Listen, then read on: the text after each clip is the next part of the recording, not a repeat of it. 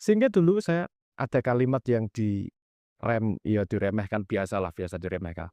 Terus ketika saya mengatakan gini, "Kalau kamu ngecek habitmu sebenarnya gimana, dirimu sebenarnya gimana?" Ya yang saya maksudkan adalah yang di kananmu itu sebenarnya seperti apa. "Ini coba cek dalam mimpi," saya bilang gini. Kenapa? Karena dalam mimpi, ini nggak kepakai nih, yang kiri nih.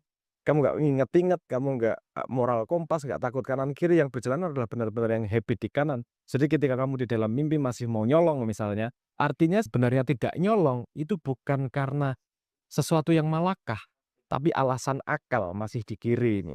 Takut polisi, takut ketangkep, takut masuk neraka, whatever. Itu tidak buruk tentu saja, tidak buruk tentu saja.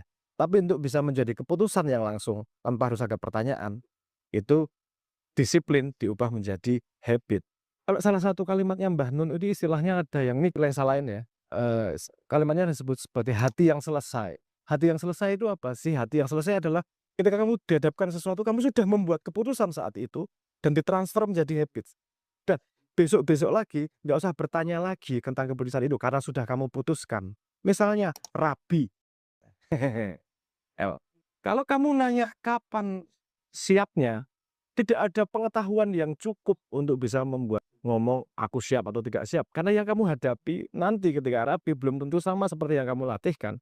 Tapi kalau hatimu sudah selesai, "Yo, tak rapi." Ambil napas, "Yo, taruh kanan." Itu tidak lagi dipertanyakan dan tidak lagi nanti dalam perjalanan kowe ngomong, "Wah, ngapain dulu saya rabi?"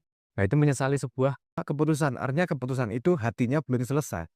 Kalau keputusan hatinya udah selesai, ambil semua resikonya, ambil semua kesulitannya, ambil semua pengalamannya.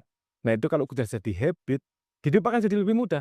Karena gini, ketika kamu plus ultra itu tadi, ketika mencoba mengubah deliberasi, mengubah latihan ini menjadi habit, itu godaan paling besar di otak manusia adalah, "Ngapain sih aku ngelakuin ini? Ngapain, emang siapa yang nyuruh? Siapa yang memaksa?" Padahal kamu tahu melakukan itu, kamu pengen mentransformasi dari A menjadi B, dari tidak bisa menjadi bisa, tidak bisa naik motor menjadi bisa naik motor, misalnya kayak gitu tadi. Nanti otaknya cari alasan, otak ini kan paling pinter, cari alasan untuk menidakkan sesuatu yang sudah diputuskan salah satunya.